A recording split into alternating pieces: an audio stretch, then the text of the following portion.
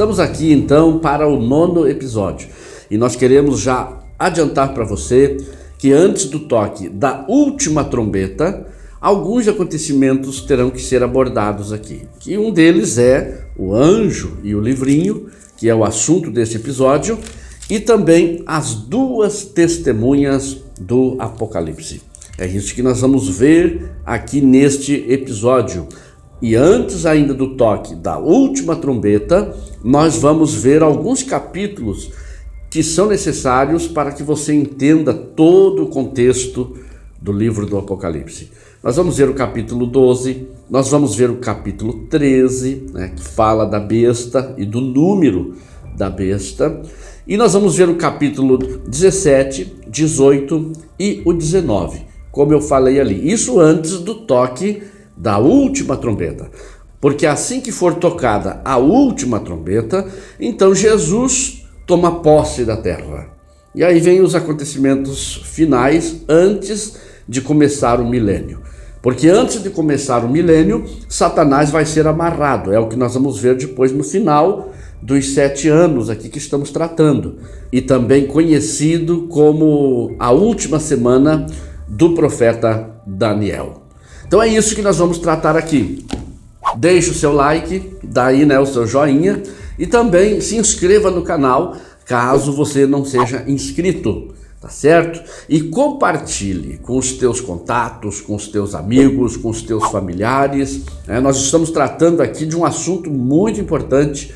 É o arrebatamento da igreja que está para acontecer, a volta de Jesus, a grande tribulação, o milênio e coisas importantíssimas.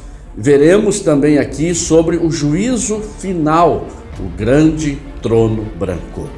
Tudo isso aqui no canal. Que Deus te abençoe.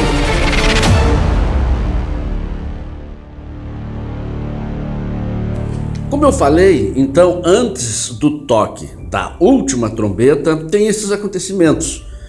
E no capítulo 10, que você pode ler aqui, pode nos acompanhar, verso 1, diz assim: Vi outro anjo forte descendo do céu, vestido de uma nuvem. Por cima da sua cabeça estava o arco-íris. O seu rosto era como o sol e os seus pés como colunas de fogo.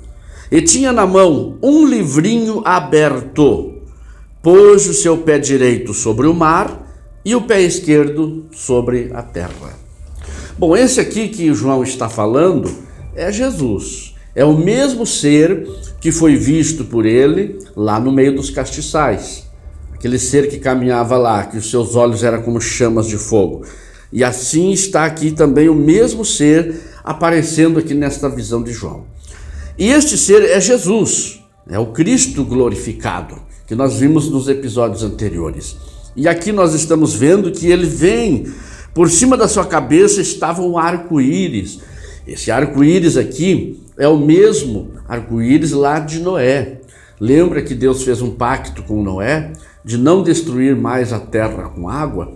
E isso, aquele arco-íris lá, ainda é a aliança feita com o ser humano até hoje. E será também relembrada nesses dias, quando Jesus aparecer aqui com o livrinho na mão e vai colocar o pé direito sobre o mar e o pé esquerdo sobre a terra, e ele então tomará uma posição de posse.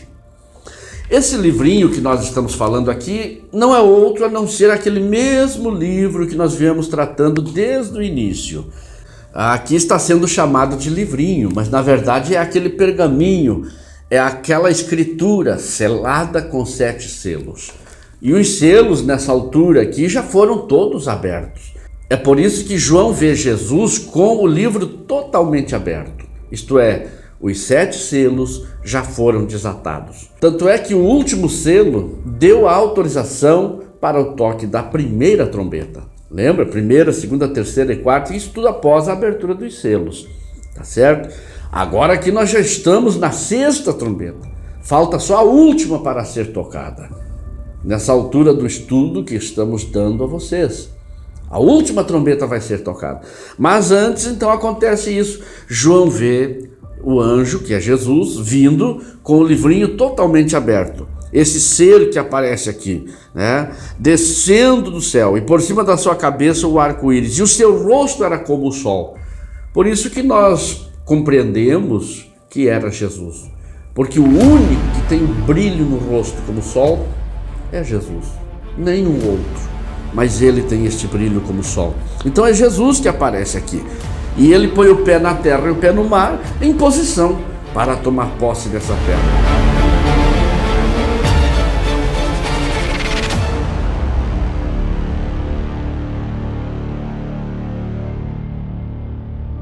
A posição de estar com o livro aberto, né, e um pé no mar e um pé na terra, refere-se à autoridade. O livro todo aberto é a escritura legal de posse da terra. É aquele mesmo livro que nós vimos no início, o pergaminho de 7 selos, lembra? Foi desatado o primeiro, o segundo, o terceiro e o quarto com as cláusulas e com as sentenças de Deus ali, para derramar as taças sobre a terra. Isto é, para Deus tratar com o anticristo, com a besta, com o falso profeta e tomar posse dessa terra. E isso já está acontecendo aqui nessa altura desse estudo que nós estamos dando. Então preste atenção, isso vai acontecer. Eu e você estaremos ali presenciando isso, porque aqui nós já fomos arrebatados, já tivemos o nosso corpo transformados num abrir e fechar de olhos, e já estamos aqui vendo e participando desses acontecimentos. Como nós falamos no episódio anterior, aquela águia voando, né, é uma atuação da igreja, inclusive a primeira atuação da igreja após o arrebatamento. Quando aquela águia proclamava ai, ai, ai, 3 ais. Outra tradução bíblica fala anjo, né?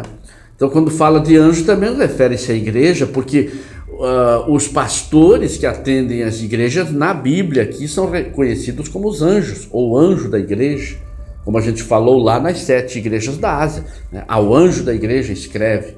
É uma atuação da igreja já após o arrebatamento. Então veja bem, agora aqui na sequência do capítulo 10, sobre o anjo e o livrinho, que já está totalmente aberto, né? Foi revelado tudo que já estava escrito nele, e também foram executadas partes já do que estava escrito no livrinho, e agora falta cumprir as últimas partes, que é a possessão da terra. Com a escritura aberta, com as autoridades a favor, agora com as cláusulas que já foram lidas, Jesus está pronto para tomar posse dessa terra. Claro, após o toque da última trombeta, que nós vamos ver aqui. Isso aqui são acontecimentos, coisas que João viu antes do toque da última trombeta. Mas veremos depois o toque da última trombeta e o que vai acontecer. Em suma, é isso aqui que irá acontecer. Aí os 7 trovões falam a João, fazem soar as suas vozes, e quando João ia escrever o que os 7 trovões estavam falando, trovões refere-se à pronúncia, né? A fala, a proclamar alguma coisa. São as vozes de Deus, é o poder de Deus para falar. Então veja bem, quando ouviu-se aquelas vozes, Jesus disse: não escreve agora, espera um pouco. E aí João não escreveu, ele ficou aguardando. Mas aquele que tinha o livrinho, e aí relata aqui que é Jesus, né? Aquele que vive para todo sempre, no versículo 5, aquele que vive para todo sempre, o qual criou o céu e o que nele há, e a terra e o que nela há, e o mar e o que nele há, que não haveria mais demora. Aqui nesse período já estamos quase no final dos 7 anos. Então isso vai acontecer lá no finalzinho dos 7 anos, porque no verso 7 aqui, acompanha a leitura, diz: mas nos dias da voz do 7º anjo, que é a 7ª trombeta, né? Quando ele estiver prestes a tocar a sua trombeta, se cumprirá o mistério de Deus, como anunciou aos profetas seus servos. Então este mistério vai ser revelado após o toque da última trombeta. E aquela voz então que vinha do céu, que falava com João, que era o próprio Jesus falando com ele, disse: olha a ordem que ele deu, vai, toma o livrinho na mão e come-o. E o anjo ainda lhe disse: na sua boca vai ser doce como o mel, mas no seu ventre vai ser amargo. E ele então comeu e sentiu esses sintomas, que ele era doce em sua boca, mas no ventre era amargo. O que isso simboliza? É uma simbologia de comer o livro, quer dizer que ele tinha que ler o que estava escrito. Quando a gente usa a expressão aí, nós temos que comer a Bíblia.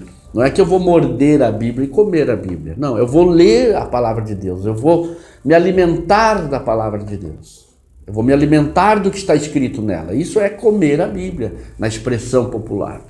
Quando o anjo disse para João, come o livro, é isso que ele estava dizendo. Leia o livro. Se alimente do que está escrito neste livro. E na boca dele foi doce como mel. É como a terra prometida. A terra prometida, todos sabem que manava leite e mel. Porém havia gigantes, isto é, tinha o ponto amargo daquela conquista. Então era doce como mel, era a terra, manava leite e mel, mas tinha o lado amargo. Eles tinham que conquistar, eles tinham que guerrear, teria uma batalha a ser travada. Isso era o amargo. E aqui é a mesma coisa. Quando Jesus diz para João, come o livrinho, isso é, leia o que está escrito, absorve o que está escrito no livrinho, se alimente deste livrinho para te compreender o que está escrito nele. Então ele vai ser doce como mel nos seus lábios, na sua boca. Por quê? Porque ali tem promessas de Deus também. Ali o doce do livrinho quer dizer a conquista da terra, quer dizer a redenção da terra, quer dizer a possessão daquilo que foi perdido, que nós falamos lá no início do estudo. Então esse é o doce. Agora, qual era o amargo que João estava sentindo no seu ventre, que diz aqui no capítulo 10?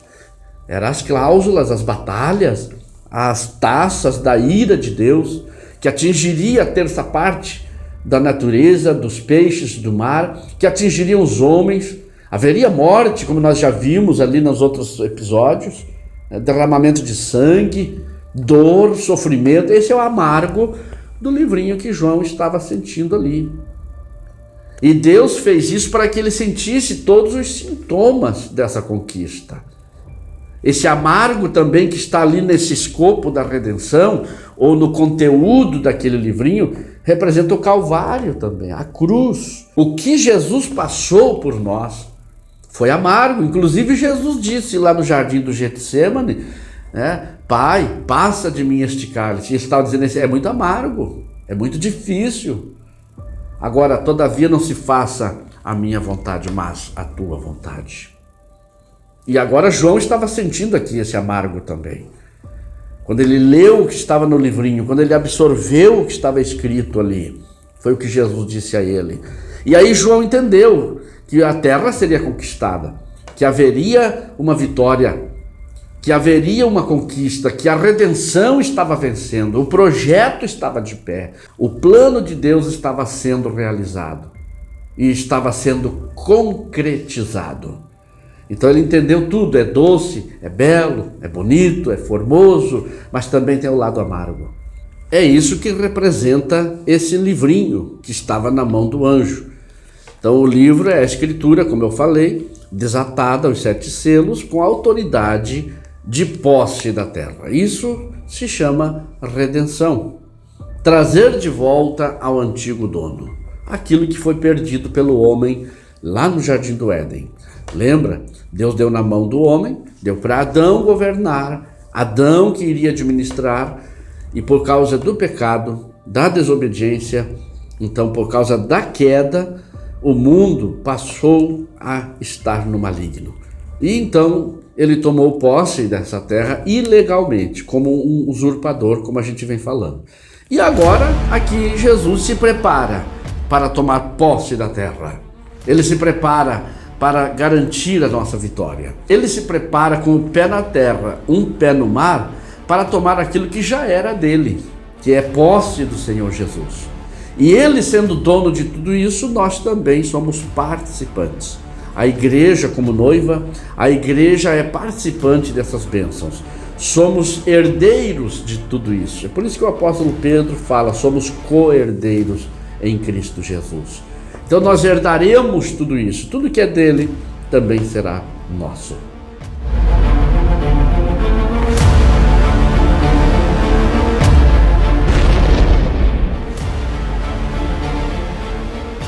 É isso que acontece nesse intervalo do toque da sexta para a sétima trombeta.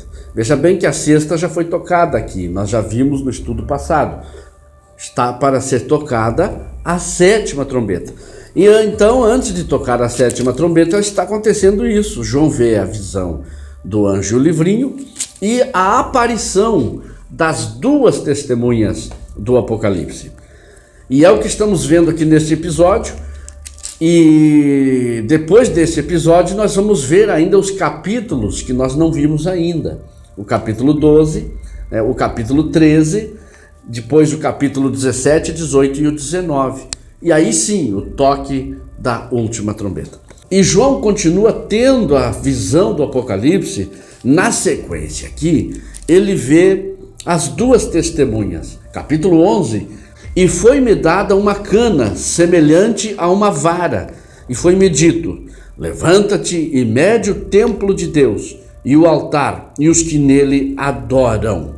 Mas deixa o átrio que está fora do templo, não o meças, porque foi dado aos gentios. Estes pisarão a cidade santa por 42 meses. Isto é, tudo está se preparando para a grande batalha do Armagedon. Lembra-se daquela profecia das 3 rãs que nós vimos aqui? Refere-se a falsa profecia, refere-se a falsos ensinamentos, porque o espírito do anticristo vai estar mentindo, profetizando mentiras para arrebanhar os reis da terra, os governantes dos países, para lutarem contra Jerusalém. Hoje nós já estamos vendo essa guerra que estourou aí, já é um exemplo do que vai acontecer. Você já pode ter uma ideia, uma noção do que vai acontecer aqui nesse período. Você está vendo aí as bombas, os mísseis que estão sendo jogados sobre Jerusalém, e eles estão se defendendo com tudo que pode, estão abatendo os mísseis nos ares. Deus está dando vitória para Israel, como sempre deu e como sempre dará. Mas isso vai acontecer. O espírito do engano, o espírito do anticristo, o espírito da mentira vai arrebanhar os homens para esta batalha. É o que está dizendo aqui. Mas deixa o átrio que está fora do templo e não o meças, porque foi dado aos gentios, e estes pisarão a cidade santa por 42 meses. Isso é 3 anos e meio. Quer dizer, eles tentarão destruir Jerusalém, tentarão invadir Jerusalém. O anticristo vai fazer um pacto com eles. Nós vamos ver no capítulo 13 sobre o anticristo, sobre a besta. Mas aqui nós vemos a aparição das duas testemunhas. Agora no verso 3, veja bem que diz: e darei poder às minhas duas testemunhas, que profetizarão por 1260 dias, vestidas de saco. Estas são as 2 oliveiras e os 2 candeeiros que estão diante do Senhor da terra. E se alguém quiser lhes causar mal, não conseguirá, porque Deus dará poder às 2 testemunhas. Mas eu quero frisar aqui o que já falei no início. Nós não vamos nos deter em quem são as 2 testemunhas, ou quem serão as 2 testemunhas. Porque para nós não importa quem será, não interessa para nós quem vai ser as 2 testemunhas. O que interessa para nós em saber é o que vai acontecer, o que elas representam, essas 2 testemunhas, e qual a ação, qual é a atuação, o que elas irão fazer nesse período, e também o que representarão. Porque até então, o diabo, o anticristo, vai continuar mentindo. Desde o tempo da ressurreição de Jesus, vocês lembram que houve uma mentira lá. Inclusive, os soldados romanos foram pagos para mentirem, dizendo que vieram os discípulos e roubaram o corpo de Jesus pela noite. E a Bíblia diz que esta mentira ainda está no meio dos judeus até os dias de hoje. Você pode ler aqui. Até os dias de hoje. Então, para eles, Jesus não ressuscitou. Para o mundo, Jesus não ressuscitou. Eles não sabem das verdades que nós sabemos. Nós já cremos na ressurreição de Jesus. Mas o mundo não. Por quê? Por causa dessa mentira. Então, Satanás vai continuar mentindo. E principalmente agora, quando ele assume o globo terrestre, em 2 Tessalonicenses 2:7, onde diz ali: até que do meio seja tirado, o iníquo não se manifesta.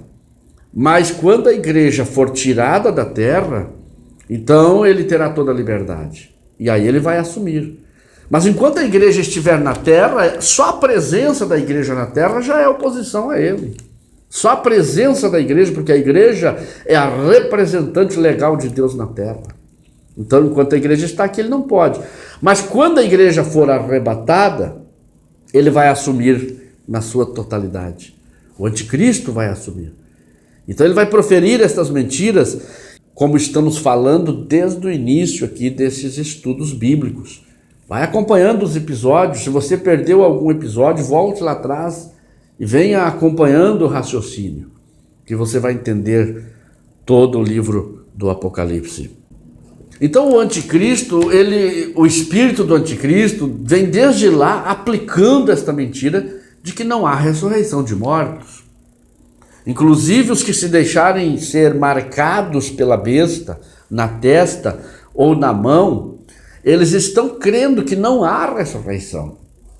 E que também não há arrebatamento da igreja. E que não houve arrebatamento. Então eles vão mentir. Inclusive já estão propagando dentro do espiritismo, dentro do esoterismo, dentro da fé Bahá'í. Pesquise aí sobre a fé Bahá'í para você ver. Dentro de todas essas religiões espíritas, esses ensinamentos de esoterismo, de viagens astrais, onde eles viajam no tempo, entram em transe, são religiões que as pessoas estão buscando a pacificação espiritual, mas no fundo, nós sabemos que é o espírito do anticristo, nós sabemos que é o espírito do diabo. Então eles não acreditam que há ressurreição de mortos e nem que há arrebatamento da igreja. E essas religiões estão propagando, estão já inclusive ensinando sobre os extraterrestres, né? Os OVNIs. OVNIs quer dizer objetos voadores não identificados. Então já estão explicando, tentando explicar, porque quando a igreja for arrebatada, o povo vai sumir da terra. E eles terão que trazer uma explicação para o povo. E vão mentir, vão dizer que não houve arrebatamento, que não foi Jesus, que foram os extraterrestres, que alguma coisa aconteceu, menos a volta de Jesus ou o arrebatamento da igreja. Então as duas testemunhas estarão ali com este propósito. Primeiro, elas vão provar que há ressurreição de mortos e vão provar que há arrebatamento. E em terceiro lugar, elas provarão que há um lugar, que há um céu preparado para os que amam a Deus, que há um céu maravilhoso, que há um céu precioso, com todas as maravilhas que Deus criou, aquilo que o apóstolo Paulo fala lá, aquilo que o ouvido não ouviu, aquilo que o olho não viu, aquilo que jamais chegou ao coração do homem, são as coisas que Deus preparou para os que o amam. Vamos ver como é que as duas testemunhas vão mostrar estas três coisas para o anticristo, para a besta, para o falso profeta e para os marcados pela besta que estarão no mundo nessa época. Bom, primeiro, a Bíblia diz aqui, no capítulo de número 11, que as duas testemunhas serão mortas. Serão mortas lá em Jerusalém e serão colocadas na praça, em praça pública. Ali jazerão os seus corpos. Por que vão colocar em praça pública? E justamente eles ficarão ali 3 dias e 3 noites. Claro, fazendo uma alusão já à ressurreição de Jesus. Então eles querem comprovar, mostrar aos homens que não há ressurreição de mortos. Então vamos matar as duas testemunhas e vamos deixar os corpos delas em praça pública, expostos para todos verem. E a Bíblia diz que eles serão mortos, literalmente serão mortos pela besta. E aí as pessoas farão festa, as pessoas comemorarão a morte das duas testemunhas que as atormentaram com fogo, né? Porque as duas testemunhas terão o poder de fazer descer fogo do céu, elas terão poder de reter a chuva no céu e terão poder de mandar vir a chuva novamente. Então atormentará a besta, atormentará o falso profeta, atormentará o anticristo, atormentará os moradores da terra nesse período. Então, quando eles estiverem mortos em praça pública, a Bíblia diz que eles vão comemorar, vão festejar, vão enviar presentes de um local para o outro, vão estourar foguetes, vão fazer aquela festa, porque dirão: ali estão os corpos deles em praça pública. Mas enquanto eles estarão festejando, a Bíblia diz que Deus os ressuscitará ali, na presença deles. As duas testemunhas serão ressuscitadas. E quando o Espírito de vida, do verso 11, depois daqueles 3 dias e meio, o Espírito de vida vindo de Deus entrou neles e puseram-se de pé, e caiu grande temor sobre os que os viram. Então ouviram uma grande voz do céu que dizia: subi para aqui. E subiram ao céu em uma nuvem, e os seus inimigos os viram. Aqui nesse acontecimento, nós vemos 3 coisas. Primeiro, Deus está provando para os moradores da terra que foram enganados pela besta, foram enganados por Satanás, que há ressurreição de mortos. E que realmente Jesus ressuscitou.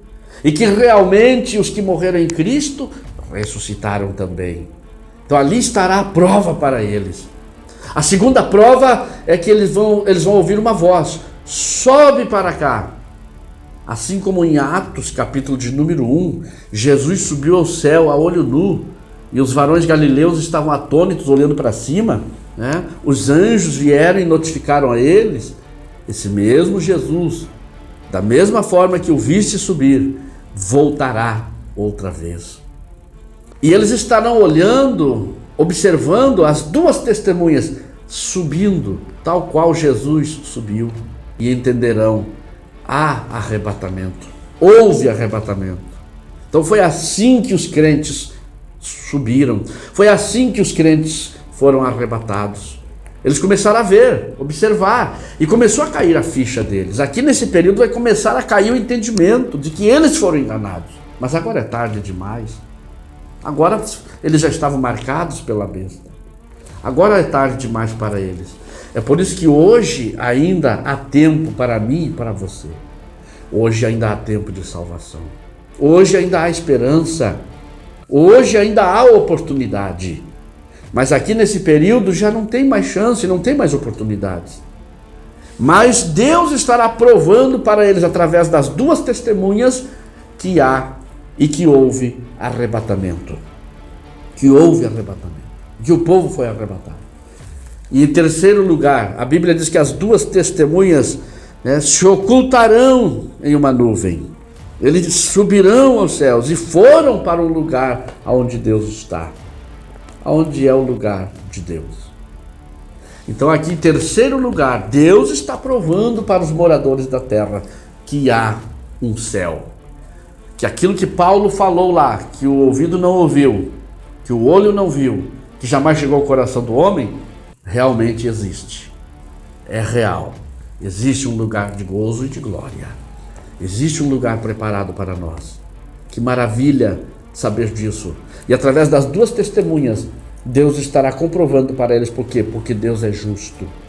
Deus mostra para eles o que eles perderam, o que eles rejeitaram, o que as pessoas que não aceitam Jesus estão perdendo. Aqueles que desistem no meio do caminho estão perdendo. Aqueles que não vão até o fim para serem salvos estão perdendo. Mas para mim e para você que iremos até o fim, né, valerá a pena. Vale a pena você ser fiel. Vale a pena você chegar até o fim, mesmo com todos os sofrimentos, com todas as batalhas travadas, porque isso se faz necessário. É o amargo do livrinho que João comeu. É as guerras, é as batalhas, é as perseguições. Lembra da sunamita quando chegou na presença do rei? Que a sunamita chega na presença do rei e tenta se desculpar. E ela diz para o rei: não olheis para o eu ser morena, é que o sol resplandeceu sobre mim. Não olhem para as minhas marcas, é porque estou vindo de um grande deserto. A igreja está passando por um grande deserto. A caminhada da igreja é uma caminhada de deserto. Mas chegaremos lá, você chegará lá. Vale a pena ser fiel. Lute a batalha da fé. Faça como Paulo, olha aqui. Combati o bom combate. Acabei a carreira e guardei a fé. O que me resta agora é receber uma coroa que um reto e justo juiz me dará naquele dia. E não só a mim, mas a tantos quantos amam a sua vinda. Então nós temos que amar a vinda de Jesus. Temos que amar a volta do Senhor. Temos que amar o arrebatamento da igreja. Almejar o arrebatamento da igreja. E estar atentos, porque a qualquer momento nós seremos arrebatados. Em suma, então, aqui as duas testemunhas servirão para mostrar essas três coisas. E então, após isso, haverá então o toque da sétima trombeta. Porém, antes do toque da sétima trombeta, nós vamos ver nos próximos episódios o capítulo de número 12, capítulo 13 do Apocalipse. E depois veremos, como já venho falando aqui, os outros capítulos antes do toque da última trombeta. Que Deus te abençoe.